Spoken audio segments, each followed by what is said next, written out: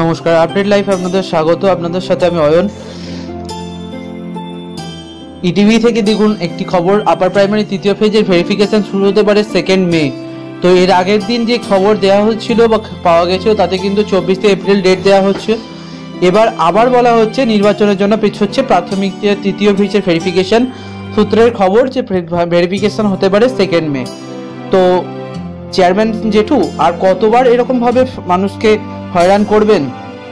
তো প্রতিবারই তো এইভাবে পিছিয়ে যাচ্ছে, আগামী দিনে কি আরও পিছবে? কয়েকদিন আগেই স্কুল সার্ভিস কমিশনের চেয়ারম্যান সৌমিত্র সরকার বলেছিলেন যে আপনার আপার প্রাইমারি তৃতীয় ফেজে ভেরিফিকেশন হবে এপ্রিলের শেষ সপ্তাহে। তা শুরু হতে বলে জানা গিয়েছিল, কিন্তু এখন আবার উনি বলছেন যে এসএসসির এই ভেরিফিকেশন কিন্তু 2 মে বা 2 মে শুরু হতে চলেছে। আবার উনি নাকি 1:1:4 রেশিও মেনে 13,080টি শূন্য পদের জন্য গেজেট ওয়েটিং প্রার্থীদের ডাকবেন। তো আগামী দিনে কি সত্যিই ডাকবেন, নাকি এটাও আবার কোনো নতুন প্রতিশ্রুতি হতে চলেছে? সেটাই আমাদের কাছে কিন্তু বড় প্রশ্নের। প্রত্যেকবার একই ঘটনা হতে হতে আমরা কিন্তু সত্যিই ফেড আপ। দ্বিতীয়বার যদি এই ধরনের ঘটনা ঘটে তো বিগত দিনে যে আন্দোলন আপনারা দেখেছেন, আগামী দিন কিন্তু আরও বড় আন্দোলনের দিকে মানুষ যাবে।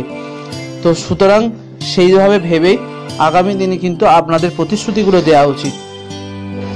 দ্বিতীয় ফেজে যে ভেরিফিকেশনে ডাক পেয়েছিলেন প্রায় 23,000 প্রার্থী। এই 23,000 প্রার্থীর মধ্যে কতটা যে মাটির খেলা ছিল তা সকলেই জানেন, এবং কিভাবে যে নিয়োগ হয়েছে সে খবরও আমরা জানি। সুতরাং বারবারই আপনারা সৌমিত্রবাবু বলছেন আপার প্রাইমারি খুব শীঘ্রই নিয়োগ করছি, খুব শীঘ্রই করছি। তা শীঘ্রইটা কি কতটা শীঘ্রই সেটাই আমাদের কাছে কিন্তু বড় প্রশ্ন। কারণ ভোটের জন্য বারবারই বলছেন পিছিয়ে যাচ্ছে। তো এইভাবে কি পিছতেই থাকবে? গাড়ির কি শেষ হবে না হবে না? আমার তো 1:1:4 যে অনুপাত মেনে করার কথা ছিল, বিগত 2nd ফেজ রেজাল্ট বেরোনোর পর তার কোনো প্রতিচ্ছবি আমরা দেখতে পাইনি। আরেকটি ঘটনা দেখুন, তৃতীয় বলেছেন যে সৌমিত্র সরকার বলেছিলেন আপার প্রাইমারি খুব শীঘ্রই করছি, 23,000 ভেরিফিকেশন হচ্ছে, 24 এপ্রিল থেকে শুরু হবে, এ কথাও জানা গেছিল। আমি আপনাদের সে কথাও জানিয়েছিলাম। তো আজকে যে ঘটনা জানতে পারছি তাতে কিন্তু 23 এপ্রিল নির্বাচনী তৃতীয় দফা রয়েছে, এই ভেরিফিকেশনের দিন পিছিয়ে দিয়েছে বলে কমিশন বলতে জানা গেছিল। আর তাদের যে দাবি ছিল যে এই নির্বাচনের কারণে কোনো রকম যাতে বিধিনিষেধের আরোপের মধ্যে যাতে আপনাদের না পড়তে হয়, সেই জন্যই নাকি তারা এইভাবে পিছিয়ে দিচ্ছেন। তো আপনাদের কাছে যেটা বক্তব্য যে আগামী দিন 10,000 প্রার্থীদের ডাকা হবে বলে একটা খবর পাওয়া যাচ্ছে। আর 6 দিনের মধ্যে অর্থাৎ ভোটের আগের 2 দিন এবং পরের 2 দিন কোনো রকমভাবে নির্বাচন এবং আপনার যে ভেরিফিকেশনের ডেট সেটি কিন্তু রাখা হবে না, সে কথাই জানা গেছে। এবার আগামী দিন 2 মে যে কি হবে সেটাই দেখার। আগামী দিনে 2 এপ্রিলের দিকে 2 মেয়ের দিকে কিন্তু আমরা তাকিয়ে থাকবো। আবার কোনো নতুন প্রতিশ্রুতি নিয়ে হয়তো আমাদের জেঠু চলে আসবেন এবং আবার নতুন কোনো প্রতিশ্রুতি দেবেন, আবার নতুন কোনো বাহানা দেবেন।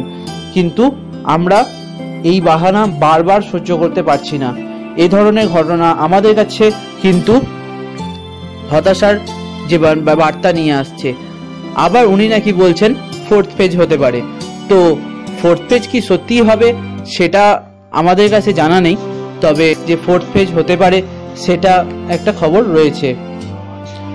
তো বারবার মানুষকে হয়রান করার জন্য ওনারা বিখ্যাত হয়ে আছেন। গত যে আপার প্রাইমারি আন্দোলন হয়েছিল তাতেও আপনারা দেখেছেন কি হয়েছে। তো যে দ্বিতীয়বার এই ধরনের ঘটনা যাতে না করতে পারে বা না হতে পারে তার জন্য কিন্তু আমাদের সক্রিয় থাকতে হবে। বারবারই আমরা প্রতারিত হব আর ওনারা ঠিক একটা করে বাহানা দিয়ে বেরিয়ে যাবেন, এই ঘটনা যেন না ঘটে। তো চলুন, আজকে এটুকুই জানানো ছিল যে তৃতীয় ফেজ কিন্তু 24 তারিখে আসছে না, আসছে 2 মে। এই আবার 2 মে তারিখটা কিন্তু সত্যি ফিক্সড কিনা আমার জানা নেই। যে ঘটনা আমি পেয়েছি সেই খবর কিন্তু আপনাদের কাছে পৌঁছে দিলাম। ধন্যবাদ, ভালো থাকবেন, নমস্কার। আর চ্যানেলটিকে সাবস্ক্রাইব করবেন, পাশে থাকা বেল আইকনটিকে প্রেস করে দেবেন, আর ভালো লাগলে অবশ্যই একটি কমেন্ট করবেন।